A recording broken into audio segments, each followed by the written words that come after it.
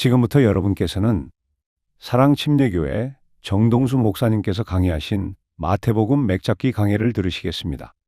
강해 노트 자료를 원하시는 분들은 영상 하단에 더 보기 링크에서 다운받기 바랍니다.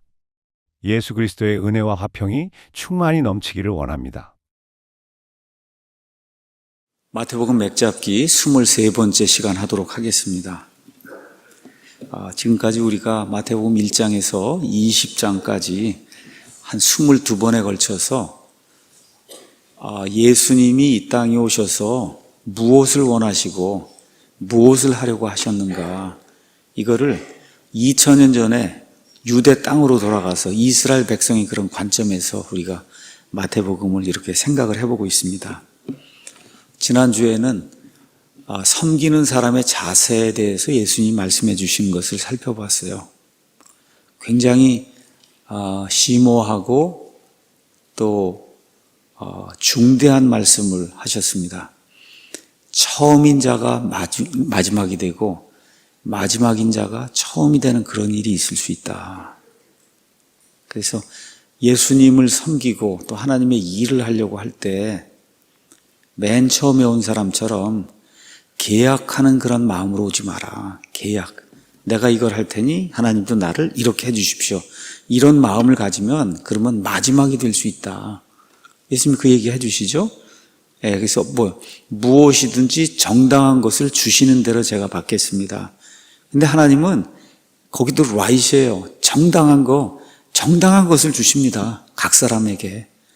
맞습니까, 여러분? 바울에게 정당한 것을 주시고, 저한테 정당한 것을 주시고, 여러분 모두에게 정당한 것을 주시는데, 그거 이상으로 내가 뭘 계약을 해서 이렇게 하는 그런 심정으로 예수님을 섬기면, 그것은 하나님이 기뻐하지 않는다. 예수님이 직접 그렇게 이제 말씀을 해주셨어요. 그래서 그 섬기는 거에 대해서 이야기하시면서 예수님께서 나는 이 땅에 사람의 몸을 입고 와서 그래서 내 목숨, 내 생명을 많은 사람의 대성물로 주려고 한다. 섬기고, 영어로 미니스터, 사역을 하고 미니스터 섬기고, 맨 끝에는 많은 사람의 대성물로 주려고 이 땅에 오셨다.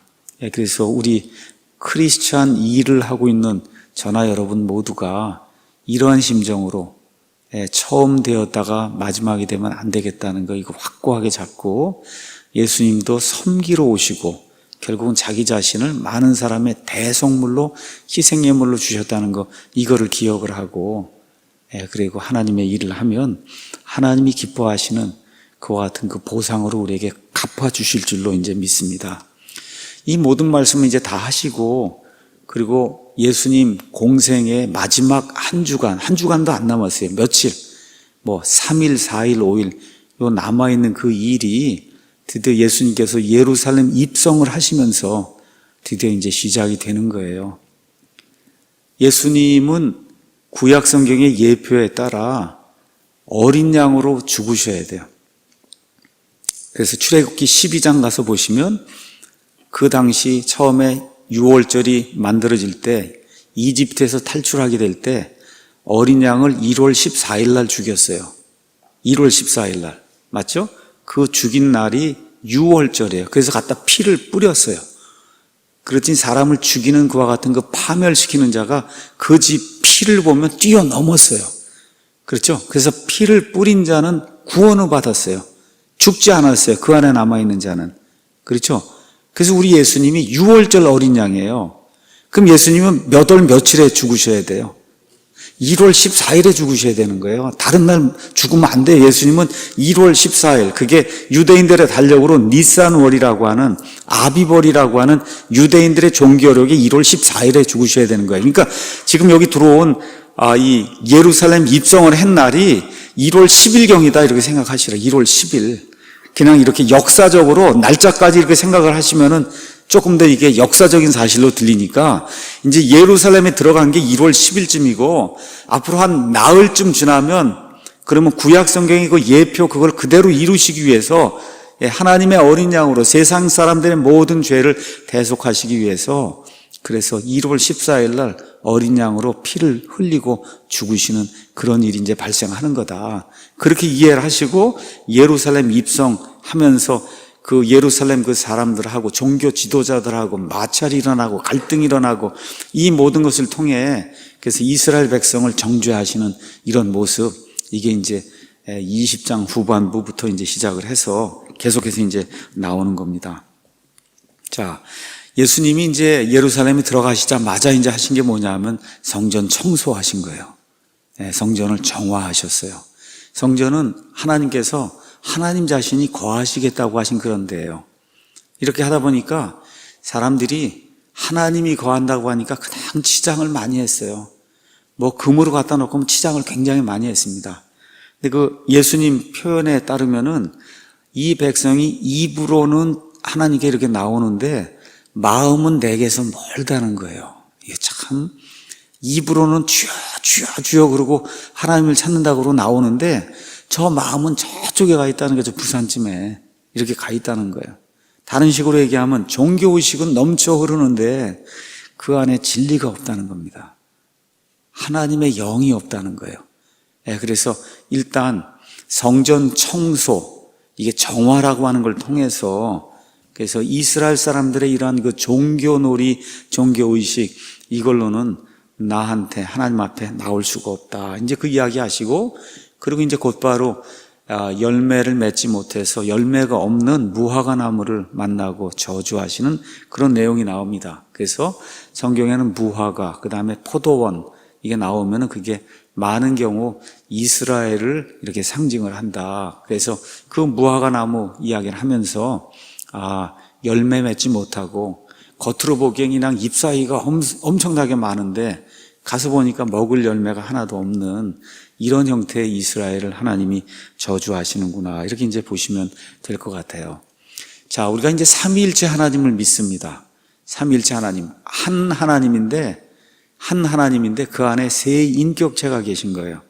아버지 하나님, 아들 하나님, 성령 하나님이 다른 인격체예요. 다른 인격체입니다. 다른 분이에요. 그런데 세 하나님이 아니라 한 하나님이에요. 자, 이제부터 마태복음 21장 28절부터 시작을 해서 오늘 22장 1절에서 14절까지 이렇게 쭉 이렇게 나가게 되는데 이 안에서 이스라엘 백성이 삼위일체 하나님을 하나씩 거부하고 배반하는 그와 같은 내용이 이 안에 기록이 되어 있습니다. 먼저 침례자 요한의 사역을 거부함으로써 아버지 하나님을 부인하는 것, 그 다음에 이제 포도원 비유를 통해서 아들을 부인하고 심지어 아들을 죽이는 것, 그 다음에 그 뒤에 성령 하나님을 부인하는 이런 내용이 이렇게 쭉 나와 있으니까 그걸 하나하나 이제 설명을 드리고, 그 다음에 6월절 어린 양으로 이 땅에 오셨어요. 6월절 어린 양은 1월 14일에 죽지만 1월 10일에 취합니다. 1월 10일에 이 양이 6월절 어린 양으로 쓸 수 있는가 없는가를 그 1월 10일에 취한 다음에 나흘 동안 두고 보는 거예요. 흠이 있는지 없는지 보기 위해서. 우리 예수님도 메시아로 6월절 어린 양으로 오셔서 이스라엘 백성에게 내가 6월절 어린 양이라고 하는 게 지금 보이시려고 그래요. 그렇죠? 그렇게 되면 흠이 없어야 돼요. 메시아로서의 자격이 있어야 돼요. 그래서 여러 가지 정치적인 문제, 종교적인 문제, 이런 모든 문제로 테스팅을 받는 거예요.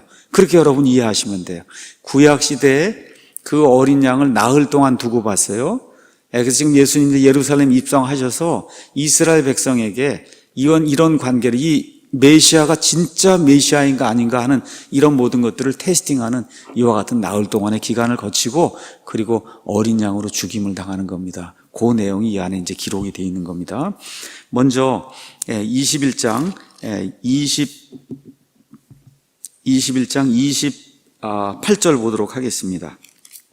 가서 보니까 그러나 너희는 어떻게 생각하느냐? 어떤 사람에게 두 아들이 있었는데 그가 첫째에게 가서 이르되 아들아 오늘 내 포도원에 가서 일하라 하니 그가 응답하여 이르되 가지 아니하겠나이다 하고는 그 뒤에 뜻을 돌이켜서 갔고, 첫째 아들은 가라고 했는데 안 가겠다고 했다가 뜻을 돌이켜서 갔다는 거예요. 그가 둘째에게 가서 또 그와 같이 말하며 그가 응답하여 이르되 아버지여 가겠나이다 하고는 가지 아니하였다. 둘째는 안 갔단 말이에요. 간다고는 했는데 그게 무슨 뜻이냐? 그 둘 중에 누가 자기 아버지의 뜻을 행하였느냐 하시며 그들이 그분께 이르되 첫째 아들이라 하거늘 예수님께서 그들에게 이르시되 진실로 내가 너희에게 이르노니 세리들과 창녀들이 너희보다 먼저 하나님의 왕국에 들어간다. 여기 첫째 아들 여기 간다고 여기 가서 보니까 어떻게 돼 있어요?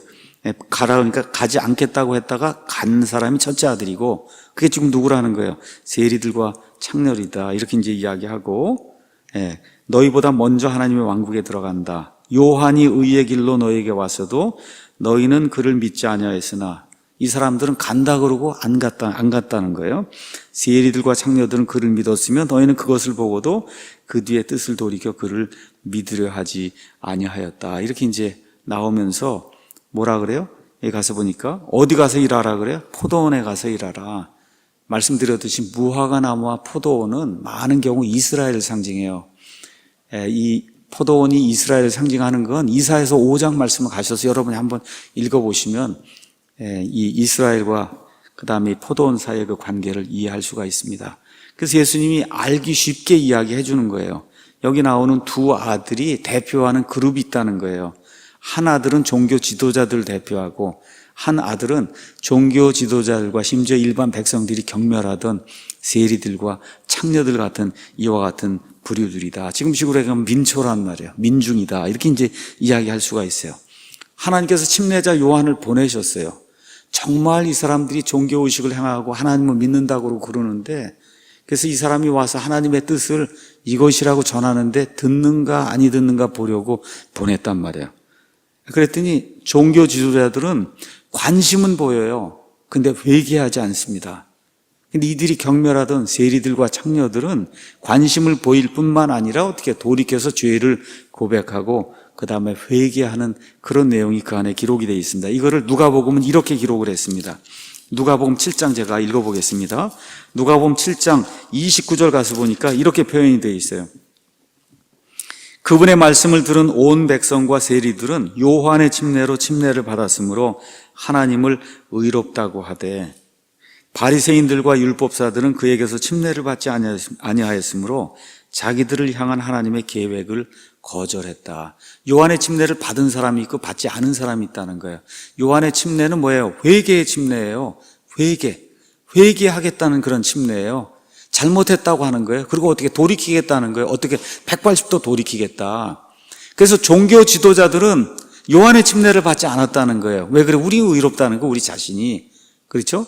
근데 그렇지 않고 이 민초라고 불리는 경멸받던 이런 사람들은 요한의 침례를 받았다는 거예요. 그 의미가 뭐냐?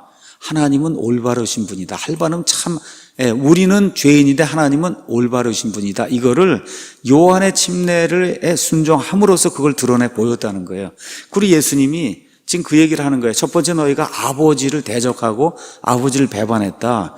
요한의 침례를 와서 선포하는데 너희가 받지 않았다는 거예요. 그래서 첫째 아들로 지금 표현이 된 세리와 그 다음에 창녀와 그 다음에 일반 백성들은 안 간다 그러고 분명히 돌이켜서 갔고 너희는 간다 그러고 안 갔다는 거죠. 그래서 첫 번째 지금 이야기하는 거 요한을 거부한 거, 침례자 요한을 거부한 게 아버지를 거부한 거다. 이렇게 이제 이야기하세요. 왜 종교 지도자들이 하나님의 뜻을 거부하고 그 다음에 요한의 이 침례를 받지 않았느냐? 요한복음 12장 가서 보면 이런 말씀이 있습니다. 요한복음 12장 43절. 이게 사람이기 때문에 이런 일이 이제 생기는데 저와 여러분이 이거를 극복을 해야 됩니다. 12장 42절 가서 보니까 그럼에도 불구하고 우두머리 치리자들 가운데서도 많은 사람들이 그분을 믿되 바리새인들로 인해 회당에서 쫓겨날까 염려하여 그분을 시인하지 못했어요. 끝까지 거의 다 갔는데 사람들 앞에서 고백은 못한다는 거예요. 내가 저분을 믿는다. 왜 그러냐?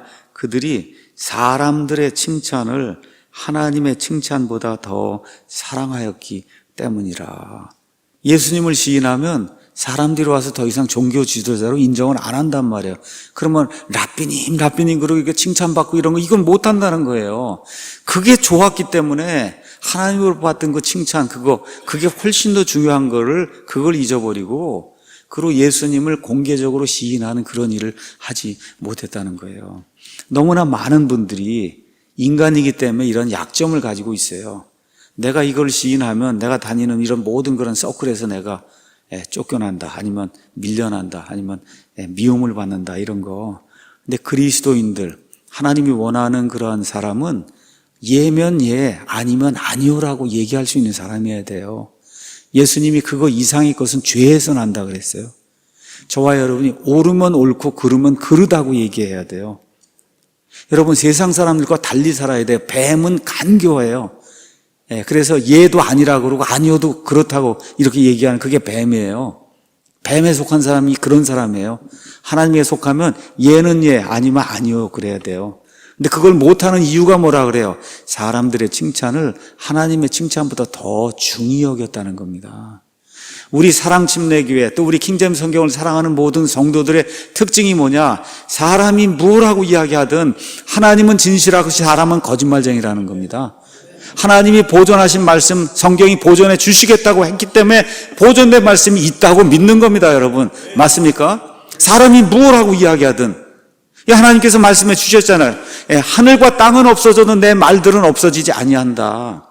주의 말씀들은 순수한 말씀들이니 흙동안에서 재련하여 7번 순수하게 만든 은 같도다. 오 주여, 주께서 그것들을 지키시고 이 악한 세대로부터 영원토록 보존해 주시리다. 하나님께서 말씀해 주신 대로 하나님의 입에서 나온 그 온전한 말씀들, 그 담겨있는 그 성경을 가지고 온전하게 말씀을 선포할 수 있다는 거예요. 이런 차원에서 하나님의 칭찬을 사람의 칭찬보다 더 중하게 여기는 그러한 성도들이 되기를 예수님의 이름으로 축원합니다. 자, 사람들을 두려워하면 그럼 하나님이 작게 되는 거예요. 하나님을 두려워하면 사람들이 작게 되는 겁니다. 어느 것을 택할지 이걸 보면서 저와 여러분이 이렇게 결정을 내려야 돼요. 자, 33절에서 46절은 여러분이 많이 읽고 잘 아는 그런 내용입니다. 이번에 포도원의 일꾼들 비유인데 조금 아까 아버지를 거부했어요. 이번에 두 번째는 누구를 더 거부해야 돼요? 아들을 거부하는데 이번엔 아들을 잡아 죽이는 일까지. 제가 다 읽지 않겠습니다. 어떤 집주인이 포도원을 만들어 그 주위에 울타리를 두르고 그 안에 포도즙 틀을 파고 망대를 세운 뒤 농부들에게 그것을 세주고 먼 나라로 이제 가서 열매를 맺을 때가 되니까 어떻게 해요? 자기 종들을 하나씩 보내는데 죽이고 뭐 때리고 뭐 여러 가지 일을 하니까 군대를 보내서 이들을 제압하지 아니하고 맨 마지막에 누구를 보냈다고요? 자기 아들을 보냈어요. 그러니까 이 사람들이 어떻게 말 그대로 음모를 꾸면서 저 사람이 상속자니까 오면 아예 죽여버리자. 그렇죠? 이렇게 하고는 죽여서 포도원 밖으로 내던졌다는 거예요. 이게 누구예요? 읽어보니까. 누구예요? 예수님이잖아요. 그렇죠? 포도원, 이스라엘에는 포도원을 만들었어요. 어떻게 만들었어요? 이집트 속박의 땅, 용광로, 쇠용광로 이집트에서 하나님의 어린 양의 피로, 은혜로, 그렇죠? 이 사람들의 그 행위와 상관없이 해서 끄집어냈잖아요. 그래서 가나안 땅에 보내주셨잖아요. 그래서 그 이후에 몇백 년 동안 하나님께서 은혜를 베풀어 주시고 강성한 그런 나라를 만들어 주시고 그 위에 하나님의 말씀 계속해서 순종하라고 하나님의 대언자들 이사야도 보내고 예레미야도 보내고 그렇죠, 호세아도 보내고 말라기도 보내고 계속 이렇게 보내는데 보내는 대언자들마다 거의 다 어떻게 해요? 뭐 잡아 죽이든지 경멸하든지 말을 안 듣든지 이렇게 속을 썩이니까. 그래서 히브리서 1장에 나와 있는 것처럼 하나님께서 과거에 여러 시대 다양한 방법으로 대언자들을 통해 말씀하셨는데 이 마지막 날들에는 자기 아들을 통해서 말씀하신다 해서 아들을 보냈단 말이에요. 그렇죠. 근데 어떻게 한다는 거예요? 아들을 거부하고 거부하는 데서 넘어서서 어떻게 아들을 잡아 죽였다는 거예요. 그 예수님이 그 비유를 말씀하시더니 그러고는 이렇게 하는 거예요. 40절에 그런즉 포도원 주인이 오면 그 농부들에게 어떻게 하겠느냐 하고 이 사람들에게 직접 물은 거예요. 이 일을 꾸밀 사람들에게. 그랬더니 그 사람들이 어떻게 해요? 할 수 없으니까 그가 그 사악한 자들을 무참히 멸하고 자기 포도원은 제때에 자기에게 열매를 바칠 다른 농부들에게 주지 않겠느냐. 이거 뭐 너무 당연한 거 아닙니까? 포도원을 경영하는데 열매를 안 바쳐요. 아들까지 보내는데 아들도 죽여요. 그럼 주인이 와갖고 어떻게 하겠어요? 종들을 완전히 처단하자. 그 대답밖에 안 나오는 거예요. 그 대답을 종교인들이 하도록 만들어 놓고 그리고 우리 예수님이 말씀하시는 거예요. 건축자들이 버린 돌, 바로 그 돌이 모퉁이의 머릿돌이 되었나니 이것은 주께서 행하신 것이요 우리 눈에 놀랍도다 하니 말씀 이거를 결코 읽어본 적이 없냐. 너희가 잡아 이제 앞으로 며칠 지나면 한 4, 5일 정도 지나면 예수님 잡아 죽이잖아요. 그렇죠? 너희가 이렇게 잡아 죽인 그 예수님, 바로 나 자신이 건축자들의 버린 돌인데 이게 모퉁이의 머릿돌이 돼서 그렇게 해서 이 사람들을 나중에 어떻게 갈아 뭉개는 그런 일을 하겠다고 예수님께서 말씀해 주세요. 그렇게 하면서 그러므로 내가 너희에게 이르노니 아버지께서 너희로부터 하나님의 왕국을 빼앗아 왕국의 열매를 맺는 민족에게 주신다 해서 이스라엘에게서 사역이 어디로 넘어가요? 이방 민족에게로 넘어가는 그 일을 말씀해 주시는 거예요. 그러고는 누구든지 이 돌 위에 떨어진 자는 부서지겠고 누구에게든지 이 돌이 떨어지면 그를 갈아서 가루로 만든다. 아까 무참히 멸한다고 한 것처럼 예수님의 말씀을 거역을 하고 심지어 아들을 잡아 죽이는 이런 일을 한 사람, 그 주인이 와서 아주 무참히 갈아서 완전히 멸망시키겠다고 하는 이런 말씀을 주니까 종교 지도자들이 들어보니까 누구를 향해 하는 거예요? 자기들을 향해 하는 거예요. 그렇죠? 그래서 45절에 자기들 가리켜 하신 그 말씀인 줄을 깨달았는데 아직 이제 예수님 때가 오지 않고 이제 이렇게 되니까 예수님을 잡아 죽이지 못했다고 하는 그런 말씀이 이 안에 기록이 되어 있습니다. 자, 그럼 여기 나오는 너희는 누구예요? 이스라엘 백성이죠. 이스라엘 얘기하는 거예요. 너희에게서 빼앗아서 다른 민족에게 주겠다는 거예요. 그래서 사역이 하나님 하시는 그런 경륜이 이스라엘에서 이제 이방인으로 넘어가겠다고 하는 거를 이렇게 말씀을 해주시는 거예요. 그러니까 이런 거 읽으시면서 유대인들의 관점에서 성경을 읽어야 된다. 여러분 이해하시겠죠? 2000년 전에 유대인들의 관점에서 이 말씀을 읽으셔야지 이거를 교회라고 해서 읽으시면 교회에서 빼앗아서 어디 다른 교회에 준다 이렇게 읽으면 안 되잖아요, 이게. 그렇죠? 이런 관점에서 읽어야 됩니다. 그래서 두 번째는 아들을 배척하고 심지어 아들을 잡아 죽이기까지 하는 그런 일을 행한다. 자, 그럼 삼위일체 하나님 중에 누가 이제 하나가 남았어요? 성령 하나님이 남았잖아요. 그 내용이 22장 1절에서 이제 14절에 나옵니다. 여기에는 혼인잔치에 초대받은 자들에 대한 그런 비유가 나와요. 자, 여기도 가서 보니까 다시 비유를 말씀하시는데 그 비유가 뭐냐? 2절에 하늘의 왕국은 마치 자기 아들을 위해 혼인잔치를 베푼 어떤 왕과 같다. 여러분, 하늘의 왕국이 이렇게 나오면, 이 비유가 나오면 이 문맥상 교회를 가리키는 거예요? 아니면 이스라엘을 가리키는 거예요? 이거를 이해하시고 보셔야 돼요. 이거를 교회를 가리킨다고 이제 하면 맨 끝에 가서 잘못해서 옷이 없는 사람이 나오고 막 이러니까 구원을 잃어버려서 나중에 구원 잃어버리고 지옥에 간다. 이런 해석이 나오면 안 되기 때문에 제가 미리 말씀드리는 거예요. 여러분 문맥상 지금 하늘의 왕국 이게 이야기가 나오고 하면 문맥상 누구를 가리켜서 이야기하는 거예요? 이스라엘을 가리켜서 이야기하는 거예요. 교회가 아직 있습니까? 없습니까? 이 땅에. 존재하지도 않아요. 지금 교회는. 예수님 십자가 죽으신 이후에 승천하시고 그러고 난 이후에 교회가 이제 생겨나기 시작하는 거예요.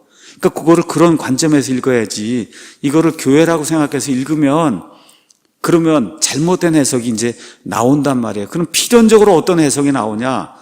여기 옷을 입지 못하고 해서 뭐 구원받았다, 구원 잃어버렸다 해서 지옥에 간다는 이런 해석이 필연적으로 나오기 때문에 그런 해석이 나올 수 있는 여지가 없다. 지금 이 구절에서는 하늘의 왕국에 대한 그런 비유다. 그런데 성령 하나님을 배척하는 그런 내용이에요. 한번 보겠습니다. 그가 자기 종들을 보내어 결혼식에 초대받은 자들을 불렀으나 그들이 오려 하지 아니하매 그가 다시 다른 종들을 보내며 이르기를 초대받은 자들에게 알리되 보라 내가 내 오찬을 준비하고 내 소와 살진 짐승을 잡고 모든 것을 갖추었으니 혼인잔치에 오라 하라 하였으나 그들이 안 왔다는 거예요. 그리고 그 남은 자들은 심지어 그의 종들을 붙잡아 모욕을 하고 죽였다. 그렇죠? 그러나 왕이 그것을 듣고 노하여 자기 군대들을 보내어 그 살인한 자들을 멸하고 그들의 도시들을 태웠다. 이제 이런 내용이 이제 나오는 겁니다. 그렇죠? 자, 그러면 유대인들에게 예수님을 배척한 이후에 어떤 일이 생기는가? 아버지께서 계속해서 구약시대의 대언자들을 보냈어요. 이스라엘 받아들이지 않아요. 아들이 왔어요. 그를 배척해요. 심지어 죽이기까지 해요.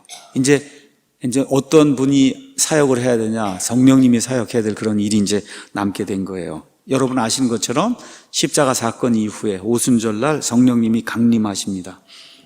그래서 사도행전 1장부터 10장의 고넬료라고 하는 이방인이 구원받기까지 거기 나와 있는 교회에 속한 사람은 그냥 100% 누구예요? 유대인입니다, 여러분. 유대인이에요. 그래서 유대인 교회예요. 그러니까 교회가 시작이 됐는데 3,000명 구원받은 사람도 유대인이고, 그래서 그 위에 5,000명 구원받은 사람도 유대인이고, 계속해서 구원받은 사람이 계속 나오는데, 고넬료 사건 전까지, 그 전에 여러분 8장에 가면 에티오피아 내시가 나와요. 그 사람은 반반 유대인이요. 반반. 그 전까지 구원받은 사람은 그 기간이 얼마쯤 되냐? 10년 정도 된 거예요. 예수님의 교회가 시작이 돼서 그 10년 동안 구원받은 사람 100% 유대인들이에요. 유대인. 그 유대인들에게 성령님이 무엇라고 말씀하시는가 하는 내용이 사도행전 1장에서 이제 9장에 기록이 되어 있는 겁니다. 그래서 10년 동안 다시 돌아오라고 하는 그와 같은 기회를 지금 또 허락해 주시는 거예요. 누구를 통해서 이번에 하시느냐? 누구를 통해서? 성령님을 통해서 하시는 거예요. 그런데 유대인들이 마음을 딱딱하게 하고 받아들이질 않습니다. 그러다가 결국은 어떤 일이 생겨요? 스데반과 유대인들이 어떻게 해요? 갈등을 일으켜서 결국은 스데반이 죽임을 당하는 그런 일이 생기면서, 그래서 어떻게 돼요? 유대인들의 하나님의 계획이 점점 그들에게서 멀어지면서 드디어 제자들이 예루살렘을 떠나면서 안디옥으로 세상으로 번져나가면서 드디어 이방인 쪽으로 사역이 넘어가는 그런 일이 그 안에 이제 기록이 된 거예요. 그래서 성령님께서 그 10년 동안 유대인들을 다시 돌이키려고 유대인들의 그런 모든 사도들을 사용해서 그래서 하나님께로 돌아오라고 호소하는 그런 내용이 그 안에 기록이 되어 있는 거예요. 이렇게 하는데 말을 듣지 않다가 결국 스데반이 이들의 마음을 찌르는 그런 설교를 하니까 스데반을 잡아 죽입니다. 그렇죠? 네, 사도행전 7장 가서 보세요. 사도행전 7장에 가서 보니까 이렇게 기록이 되어 있습니다. 사도행전 7장 51절. 이렇게 읽어보겠습니다. 목이 뻣뻣하고 마음과 귀에 할례받지 않은 자들아, 너희가 항상 성령님을 거역하되 너희 조상들이 행한 것 같이 너희도 그렇게 행하는도다. 대언자들 중에서 너희 조상들이 핍박하지 아니한 자가 누구였느냐? 그들은 그 의로우신 분의 오심을 미리 보여준 자들을 죽였고 이제 너희는 그분을 배반하여 넘긴 자여 살인한 자가 되었나니 대언자들도 다 죽이고 드디어 예수님도 죽이고, 그렇죠? 너희가 천사들을 통하여 제정하신 율법을 받고도 그것을 지키지 아니하여도다. 그 율법에 뭐라고 기록이 되어 있어요? 신명기 가서 보니까 모세가 하나님께서 나와 같은 대언자 하나를 일으키실 터인데 너희는 그의 말을 들으라고 말씀하잖아요. 율법이. 그렇죠? 안 듣는다는 겁니다. 이렇게 해서 어떻게 성령님의 마지막 호소를 또다시 거부하게 된 거예요. 이런 일들이 여기 혼인잔치 그 비유를 통해서 이렇게 쭉 나오는 거다. 네. 이렇게 돼서 결국 이스라엘이 어떻게 됩니까? 그 10년 이후에 하나님의 사역이 이방인들에게 넘어가고 그 이후로 30년이 지나서 AD 70년이 딱 되니까 로마의 타이투스 장군이 와서 예루살렘을 다 멸절을 하고, 그렇죠, 어떻게 성전을 다 멸절하고 유대인들을 다 이스라엘에서 쫓아내버리고, 그렇죠, 이런 일들, 그게 이런 걸 표현한 거예요. 7절. 그러나 왕이 그것을 듣고 노하여 자기 군대들을 보내어 그 살인한 자들을 멸하고 그들의 도시를 태우고, 삼일체 하나님이 다 하신 거예요. 아버지 하나님, 아들 하나님, 성령 하나님까지 동원이 돼서 이스라엘을 돌리려고 하는데 안 되는 거예요. 그래서 어떻게 돼? AD 70년에 그 땅에서 쫓겨나서 지금 저기 땅에 돌아갈 때까지 근한 1950년 이 세상을 돌아다니며 핍박을 받는 그런 일이 이스라엘 백성에게 생겼다. 지금 그 얘기를 지금 하고 있는 겁니다. 자, 그러면 그 이후에 가서 보니까 잔치하는 얘기가 나오는데, 그 잔치하는 데 가서 보니 그 뒤에 자기 종들에게 또 뭐라고 이야기하냐? 결혼식은 준비가 돼 있는데 초대받은 자들이 합당하지 아니하니. 초대받은 자들이 합당하지 않아요. 누굴 초대했어요? 이스라엘 백성을 초대했는데 초대받은 자들이 합당하지 않아요. 그러니까 어떻게 해요?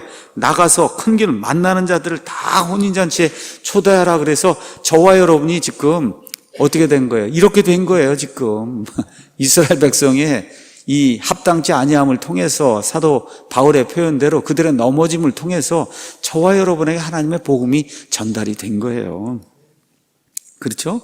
그래서 보니까 결혼식에 이제 손님이 가득했는데 왕이 손님들을 보러 들어올 때 거기서 결혼식 예복을 입지 않은 한 사람을 보고 그에게 이르되 친구여 어찌 내가 결혼식 예복을 입지 않고 여기 들어왔느냐 하니 그가 아무 말도 하지 못하거늘 이에 왕이 종들에게 이르되 그의 손발을 묶고 그를 데려다가 바깥 어두움에 내던지라. 이게 지옥 불속입니다.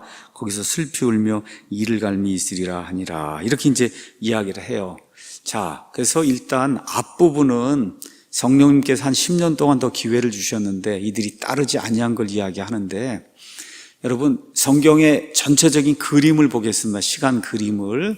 예수님이 오셔서 하늘의 왕국을 이렇게 선포하세요. 그렇죠? 근데 조금 있다가 그 다음 장에 가서 보신 예수님이 이들에게 가서 그렇게 이야기해도 이들이 듣지 않으니까 뭐라고 말씀하세요? 너희가 주의 이름으로 오시는 이여 하고 나를 받아들일 때까지는 다시는 나를 보지 못한다 해서 어떻게 하늘의 왕국이 연기가 돼서 저쪽으로 넘어가서 주의 재림의 때가 되는 그 시점에 하늘의 왕국이 이렇게 다시 선포가 되는 걸 기억나세요? 예, 요 기간 동안에 뭐가 들어있어요? 교회가 지금 들어있단 말이에요. 그렇죠?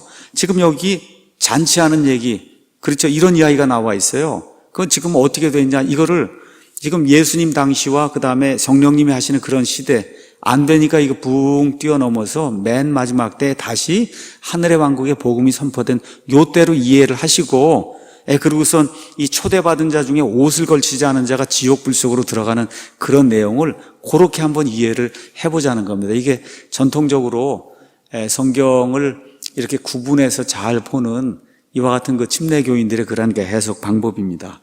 자, 그래서 이제 보겠습니다.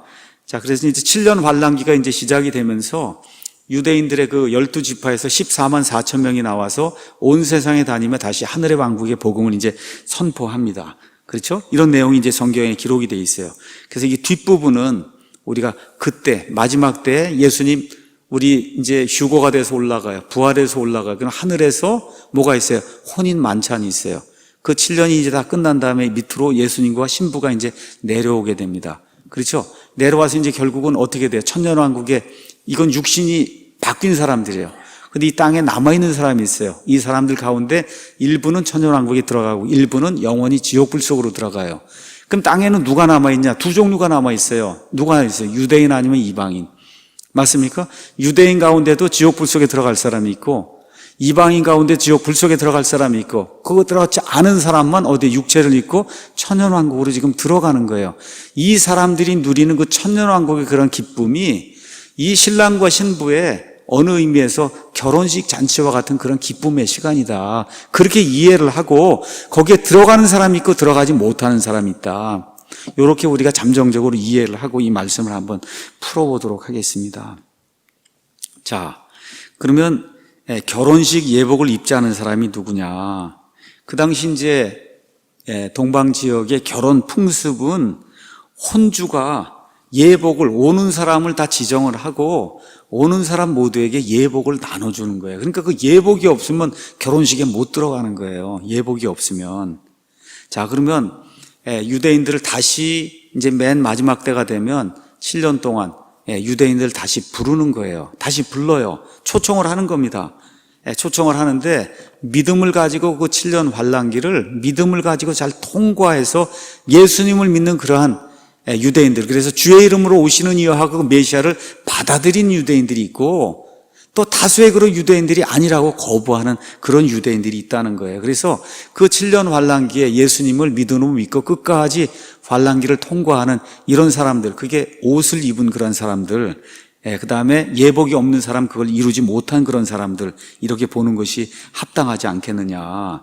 그래서 9절에서 10절 이런 말씀들 이렇게 쭉 보고 그 다음에 11절 14절 보면서 그래서 환란기에 민족적으로 이스라엘 이제 부르고 그 다음에 이스라엘이 개인적으로 판단을 받는 거.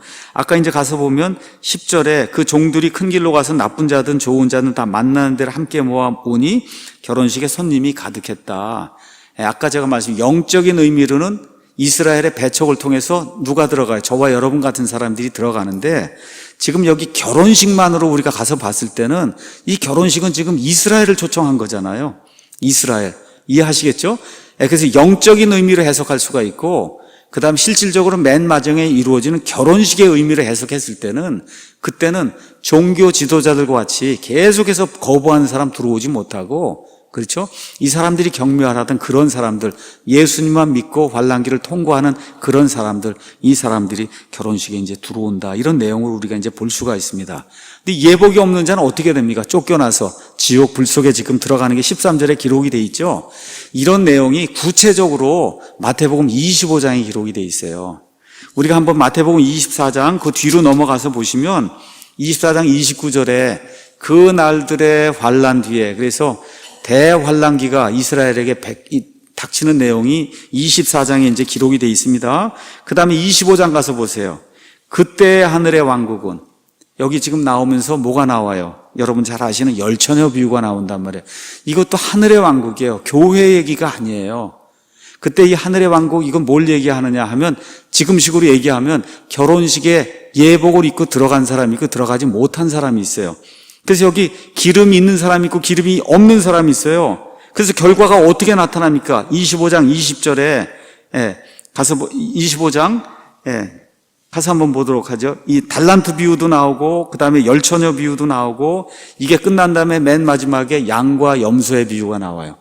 그래서 양과 염소는 먼저 이방인들 심판하는 거예요. 천년왕국에 들어갈 사람, 들어가지 못할 사람. 그렇죠? 그러면 유대인들도 심판해야 될 거 아니에요. 천년왕국에 들어갈 사람, 들어가지 못할 사람. 먼저 양과 염소를 가서 보시면은, 여러분, 양과 염소 중에 염소가 돼서 들어가지 못한 사람 어디에 들어간다고 되어 있냐? 41절 보도록 하겠습니다. 41절에 그때 그가 왼편에 있는 자들에게도 이르기를, 저주를 받은 자들아 너희는 내게서 떠나 마귀와 그의 천사들 위하여 예비된 영존하는 불에 들어가라. 그래서 이방인들 가운데 천년왕국에 들어가지 못할 자들을 소고해내는 그런 내용이 그 안에 이제 기록이 되어 있습니다. 그렇죠? 그 다음에 달란트 비유도 한번 가서 보겠습니다. 25장 30절 가서 보세요. 이 무익한 종을 바깥 어둠 속에 내던지라. 거기서 슬피 울며 이를 갈미. 여러분 아까랑 똑같잖아요. 그렇죠? 그럼 여기 달란트 비유 나오고 한 거는, 그 앞에 열처녀 비유는 누굴 이야기하는 거예요? 유대인들 이야기하는 거예요. 유대인들 가운데 천년왕국에 들어가지 못하고 쫓겨나서 지옥 불 속으로 들어가는 사람이 있고, 양과 염소는 나중에 다시 설명할 겁니다. 양과 염소는 이방인들 가운데 들어가지 못하고 쫓겨나는 사람들이 있다는 거예요.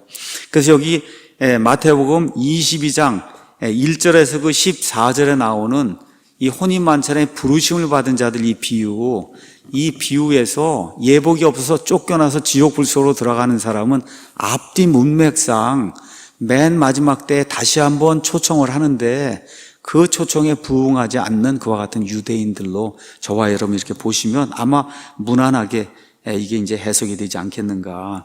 영적인 적용은 똑같습니다. 아까 제가 말씀드린 대로 복음은 하늘잔치예요. 하나님께서 아들의 잔치에 사람들을 부르십니다. 그런데 메시지를 가볍게 여기는 사람들이 있어요. 5절에 있는 것처럼 그것을 가볍게 여겨요. 하늘나라에 들어오라고 하는데 그걸 가볍게 여겨요. 또 메시지를 들고 가는 사람들 멸시하고 죽이는 자들이 있습니다. 그렇죠? 그런 자들에 대한 하나님의 심판이 있다. 그게 7절 말씀이에요. 그 다음에 맨 마지막에 복음의 메시지는 누구든지 혼인잔치에 오라고 부르는 게 그게 복음의 메시지다. 그 다음에 14절 가서 보니까 부름받는 자는 많으나 선정된 자는 적으니라. 이렇게 복음으로 이걸 쭉 풀면은 그거는 영적인 해석을 하는 거예요. 그것도 틀렸다고 얘기하지 않습니다.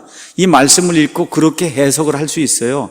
교회 시대에. 그런데 그거는 어디까지나 첫 번째 해석 이후에 영적으로 그거를 교회 시대에 적용을 해서 우리가 푸는 그런 해석이지, 첫 번째 걸 무시하고 두 번째가 주가 되도록 이 성경 말씀을 이야기를 하면 예수님이 원래 주신 의미를 전혀 이해하지 못하는 거다. 다시 한번 요약을 합니다. 그럼 여기 22장 1절에서 14절에 나오는 하늘의 왕국의 이 비유는 누구에게 준 거예요? 이스라엘 백성에게 준 거예요. 이스라엘 백성 가운데 처음에 하나님 아버지를 배반한 사람들이 있었고, 그 다음에 또 누가 있어요? 아들을 배반한 사람들이 있었고, 세 번째는 성령 하나님을 배반한 사람들이 있는데 다 누구라는 거예요? 종교 지도자들, 완악한 자들, 대언자들 죽인 사람들, 그렇죠? 아들을 죽인 사람들, 성령님을 거역한 사람들, 이게 다 같은 부류다. 이렇게 이야기해서 예수님께서 이 지옥불 속에 들어갈 수밖에 없는, 하나님의 백성이라고 이야기하는데 지옥불 속에 들어갈 수밖에 없는 이스라엘 백성을 향해서 예수님이 예루살렘에 입성을 하셔서 그래서 최종적인 이와 같은 정죄의 말씀을 주시는 거다. 이렇게 이해를 하시고 요 마태복음 이 부분을 이해하시면 아마 맞을 거예요. 자, 이게 끝난 다음에 15절에서 이제 22절에는 카이사르에게 세금을 바치는 것이 그게 맞느냐 맞지 않느냐 하는 그런 일로 바리새인들과 헤롯 당원들이 와서 예수님을 시험하는 내용이 이 안에 이제 기록이 되어 있습니다. 자, 일단은 이 사람들이 어떻게 하는지 한번 보도록 하겠습니다. 그때 바리새인들이 가서 어떻게 자기들이 그분의 말로 예수님의 말로 그분을 이제 함정에 빠뜨릴까 의논하고 자기 제자들을 헤롯 당원들과 함께 그분께 보내어 이르되 아첨하는 말을 합니다. 선생님이요, 우리가 알기에 선생님은 참 진실하시고 진리 안에서 하나님의 길을 가르치시며 또 아무도 신경 쓰지 아니하시나니 선생님은 사람들의 외모를 중히 여기지 아니하시나이다. 이런 건 믿어야 될 거 아니에요. 그렇잖아요. 믿지는 않고, 그렇죠? 그냥 아첨을 지금 하는 거예요. 그 아첨하는 목적이 뭐예요? 예수님을 예수님 말로 함정에 이렇게 빠뜨리려고 지금 이렇게 아첨의 말을 하는 거예요. 그런즉 선생님은 어떻게 생각하시나이까? 우리에게 말씀해 주셔서 카이사르에게 공세를 바치는 것이 율법에 맞습니까? 맞지 않습니까? 예수님께서 그들의 사악함을 아시고 참 wicked하다 그랬어요. wicked. 이게 영어로도 사악하다고 할 때 우리도 사악 그러면 벌써 좋지 않잖아요. 이게 말 자체가 사악 이렇게 좋지 않아요. 이게 뱀처럼 나오잖아요. 사악 이렇게 그렇잖아요. 영어도 wicked하다고 썼어요. 미국 사람들이 이거 발음할 때는 이게 상당히 좋지 않게 들리는 그런 발음에 아주 wicked하다는 걸 말씀하시면서 이르시되 너희 위선자들아, 겉과 속이 다른 자들아, 너희가 어찌하여 나를 시험하느냐? 공세돈을 내게 보이라 하시매 그들이 데나리온 하나를 그분께 가져오거늘 그분께서 그들에게 이르시되 이 형상과 그의 쓰인 글이 누구의 것이냐 하시니 그들이 그분께 이르되 카이사르의 것이니이다 하매 그때 그분께서 그들에게 이르시되 그런즉 카이사르의 것들은 카이사르에게 하나님의 것들은 하나님께 바치라 하시니 그들이 이 말씀들을 듣고 놀라며 그분을 떠나 자기들의 길로 갔다. 이렇게 이제 되어 있습니다. 자, 십자가 처형 바로 전이에요. 자, 어떻게 하든지 바리새인들이 예수님을 함정에 넣어야 돼요. 예수님의 말로. 그렇죠? 자, 그런데 바리새인들은 어떤 사람이냐? 로마 정부를 대단히 싫어하는 사람들이에요. 로마 정부를 싫어하는 사람들이에요. 여기 나와는 헤롯 당원들은 또 아니면 사두개인들은 누구냐? 이 헤롯이라고 한 사람을 누가 세웠어요? 로마 정부가 세웠단 말이에요. 그 로마 정부를 인정하고 이 사두개인들과 함께 권력을 유지하려고 한 사람이 헤롯 당원이에요.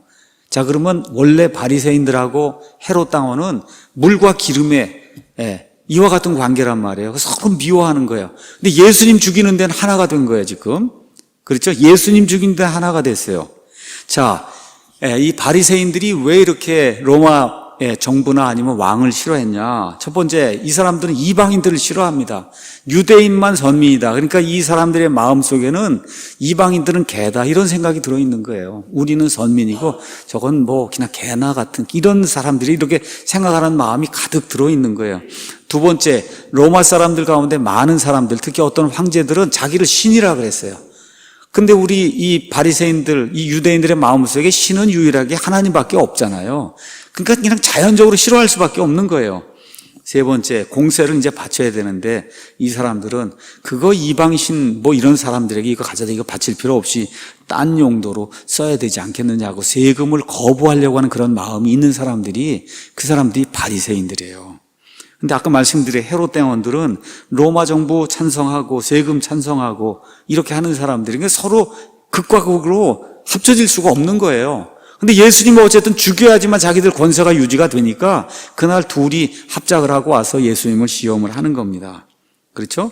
20장 20절에 가서 보니까 총독의 권세와 권위에 그분을 넘겨주려고 이와 같은 일을 했다.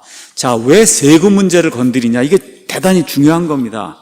만일에 세금을 예수님이 내라 그렇게 이야기하면 신명기 17장 14절에서 20절 말씀을 예수님이 범하게 돼요. 하나님께서 율법을 주시면서 나중에 저 이방 사람들처럼 너희도 왕을 갖게 될 거다. 왕을 갖게 될 때 왕은 반드시 유대인이 돼야 된다는 거예요. 너희를 다스리는 왕은 반드시 유대인만 돼야지 다른 사람이 왕이 될 수 없다. 근데 지금 세금을 바치라고 하는 건 저 왕이 있다는 걸 인정을 하는 거잖아요. 그럼 예수님이 저 왕이 있다고 인정을 해버리면 가서 죽여야 되겠다 이렇게 얘기해도 유대인들이 거부를 못 하거든요. 자, 이런 차원에서 이렇게 얘기하는 거예요. 자, 그러면 세금을 또 내면 안 된다 그러면 누가 와서 잡아가겠어요? 로마 사람들이 와서 잡아가잖아요.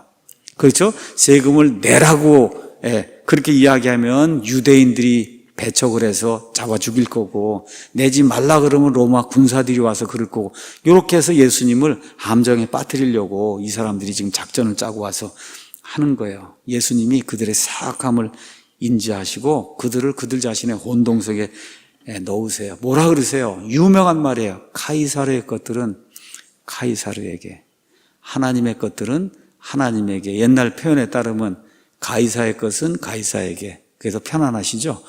그 다음에 하나님의 것은 하나님에게. 자, 두 가지를 예수님이 말씀하십니다. 중요한 거예요.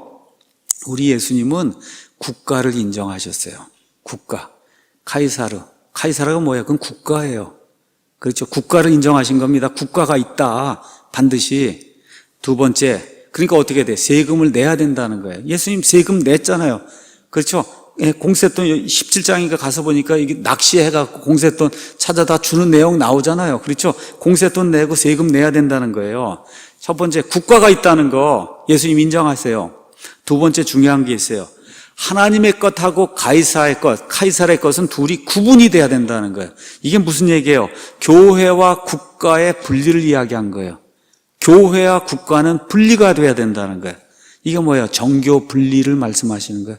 정교 분리, 정교 분리를 이야기하세요. 그 전까지 유대인들은 신정 정치를 했어요. 신정 정치는 뭐예요? 정치하고 종교가 하나가 되는 게 신정 정치예요. 근데 우리 예수님께서 뭐라고 말씀하세요? 이제부터 새로운 시대가 열리는데 이제는 국가와 그 다음에 정치가 분리가 돼야 된다. 국가와 정치가 분리가 돼야 되는 거예요.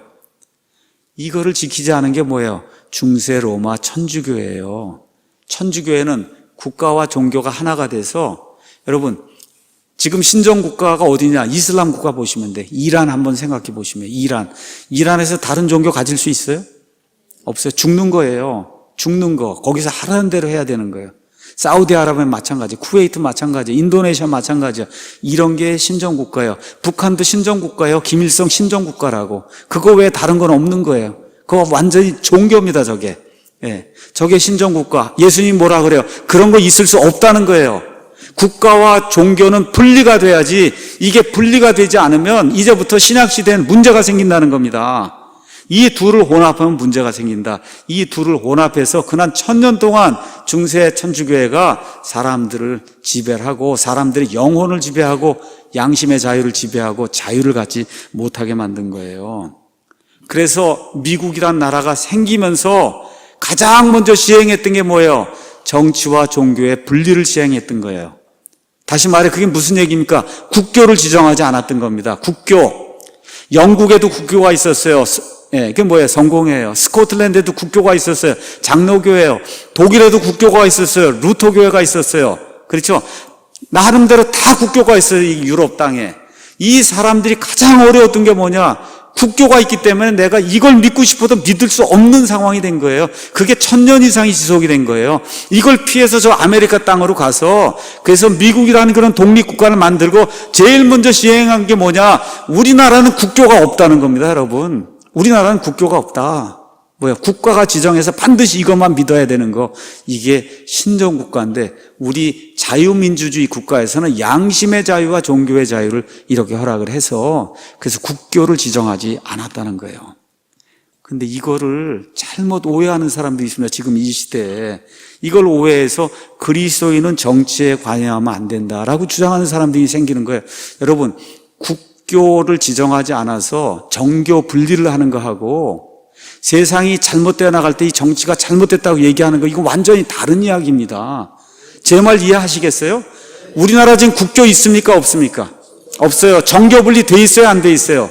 다 돼 있는 거예요. 근데 나라가 잘못된 방향으로 가면 뭐라고 해요? 잘못됐다고 얘기해야 되는 거예요, 여러분. 예. 여기 예수님의 제자들도 사도행전 시작이 되면서 종교 지도자들, 정치 지도자들이 와서 핍박을 가했어요. 그때 뭐라 그래요? 너희가 사람들의 말을 듣는 거하고 하나님의 말 듣는 거 둘 중에 어느 게 옳은가 판단해봐라. 우리는 하나님께서 우리에게 주신 말씀 그대로 전할 수밖에 없다 하고, 정치 지도자든 종교 지도자든 하나님의 말씀을 핍박하고 하나님이 주신 것과 같은 자유를 박해할 때 어떻게 항거한 그런 일이 기록이 되어 있는 겁니다. 자, 그래서 미국의 독립 이후에 전 세계 거의 모든 민주국가는 정교 분리를 실시하고 있어요. 일본에도 국교 없습니다. 프랑스에도 국교 없어요. 영국에도 국교 없어요. 필리핀에도 없어요. 이 세상에 민주 헌법을 갖고 있는 나라는 국교가 없어요. 우리나라 있어요? 없어요? 없습니다. 그런데 시민 생활에 가장 많이 영향을 미치는 게 뭐예요? 그게 정치예요. 정치. 근데 우리는 하나님이 사람들에게 여러 가지 정치 제도를 허락해 주셨는데 그 가운데 양심의 자유, 종교의 자유를 허락하는 체제, 그건 뭐예요? 유일하게 이 땅에서, 이 지구상에 자유민주주의 체제밖에 없어요. 그거밖에. 그게 무너져서 자유가 여러분 박탈당하면 하나님 믿을 수 없는 거예요. 찬송할 수 없는 거예요. 도망다녀야 되는 거예요. 죽는 거예요. 이런 일이 발생하기 때문에 국가가 그렇게 하려고 하면 어떻게 해야 돼요? 항거해야 되는 겁니다. 그거 틀렸다고 안 된다고. 그런 헌법 만들려고 하면 어떻게 해야 돼요? 반대해야 되는 거예요. 누가 나서서? 그리스도인들이 나서서 반대해야 되는 겁니다. 저와 여러분의 영혼의 자유를 압박하기 때문에 영혼의 자유 자체가 없어지는 거예요, 여러분. 다시 말씀드리겠습니다. 국가와 종교는 분리가 돼야 돼요. 그게 뭐예요? 신정국가를 안 하는 거예요. 그게 뭐예요? 국교를 안 하는 거예요. 우리나라 그거 하고 있는 겁니다. 맞습니까? 그걸 하고 있다 그래서 국가가 잘못된 방향으로 사회주의, 공산주의로 가고 있는데 입을 꼭 닫고 교회가 있다. 그리고 정치에 관련된 발언을 하면 안 된다. 여러분, 이건 정치가 아니라 하나님의 올바름을 이야기하는 거예요. 여러분과 여러분의 자녀가 이렇게 해야 산다고 목사가 하나님의 대언자로서 말씀을 전달하는 거지, 제가 국회의원 하려고 그러는 거 아니에요, 여러분. 그게 무슨 의미가 있습니까? 제가 없어요. 여러분과 여러분의 아이들이 살 수 있는 길을 하나님의 입장에서 제가 있는 그대로 말씀을 드리는 거예요. 듣기 싫어해요. 제가 알고 있어요. 듣기 싫어하는 사람이 엄청 많아요. 근데 왜 그래요? 하나님의 말씀은 옳은 건 듣기 싫어하는 사람이 많은 게 정상인 겁니다. 예. 그래도 어떻게 해야 되는 거예요? 왜 그래요? 제가 살고, 제 아내가 살고, 제 아이들이 살고, 여러분과 여러분의 아이들이 자유를 지키고 살 수 있도록 하기 위해서.